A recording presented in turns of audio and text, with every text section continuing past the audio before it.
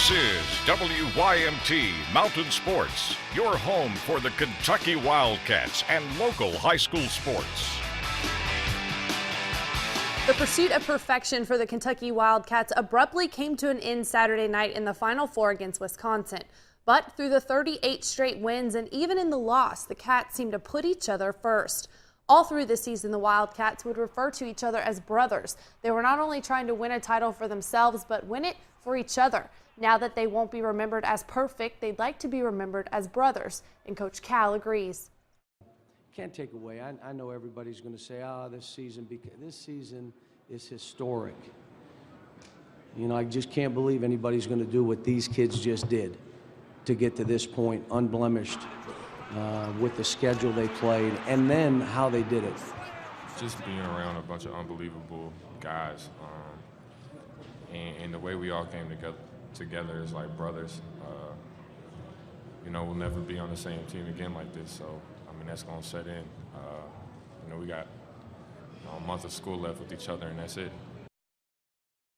Coach Calipari had this to say on Twitter today about the season and his team, quote, "All of us need to look at this season for what it was. The season changed college basketball. Not only a historic 38-0 start, but it showed that all Americans can be selfless and servant leaders that care about others more than themselves. I love these guys," close quote.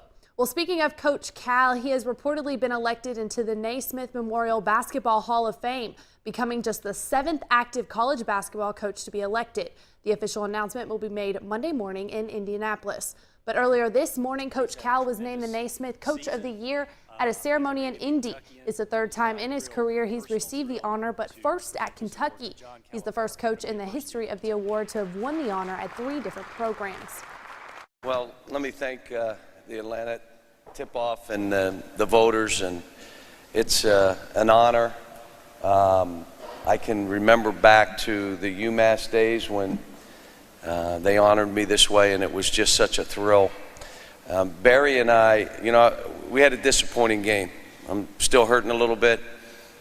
I would just tell you again, what you do with the Player of the Year and the Coach of the Year is the top of the list for us coaches and the players that play this game. So let me thank you very much, and I appreciate it. Thanks. From basketball to golf now, but here's something for Kentucky fans to smile about. Former Wildcat J.B. Holmes delivered a win at the Shell Houston Open today. This is the final stop before the Masters, and Holmes, Johnson Wagner, and Jordan Spieth were all tied up at the end of the final round. There would be 2 playoff holes. Spieth went out after 1, and Wagner blew a par putt to force a 3rd playoff hole, and Holmes gets the win, his first win on the year and 4th in his career. Oh, great. I mean, anytime you can get a week where you can win, so it's a big step coming into the major. You know, I went there Monday, Tuesday and saw the course, and so hopefully I'll be ready next week, and I'm hitting it well, so looking forward to it. Well, up next in sports, the Wildcats are out, but the show must go on. We'll hear from Duke and Wisconsin on tomorrow night's national championship game.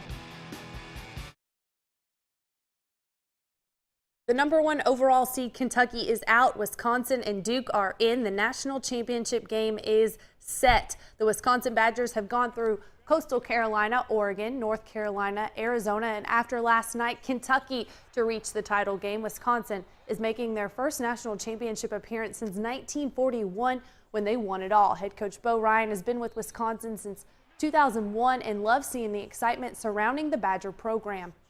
Well, just very proud to represent our university in the Big Ten and in this next matchup for the championship. So it's exciting, and hopefully all the players will stay healthy between now and tomorrow, and we're looking forward to it.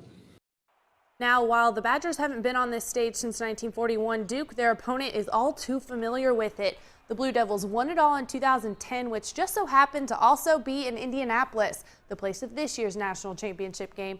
Duke has gone through Robert Morris, San Diego State, Utah, Gonzaga, and Michigan State to reach the final. Coach K knows they have their hands full with the Badger offense. Well, we're honored to be in the game against a great program, a great team in Wisconsin.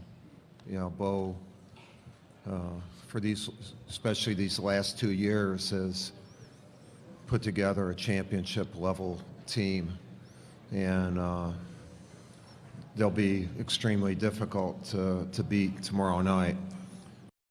All right, you've heard from both coaches, and now we wait for Monday night. The Blue Devils and the Badgers meet up at Lucas Oil Stadium for the 2015 National Championship game. Tip time set for 9:18 p.m. Eastern Time, and you can watch it live right here on WYMT.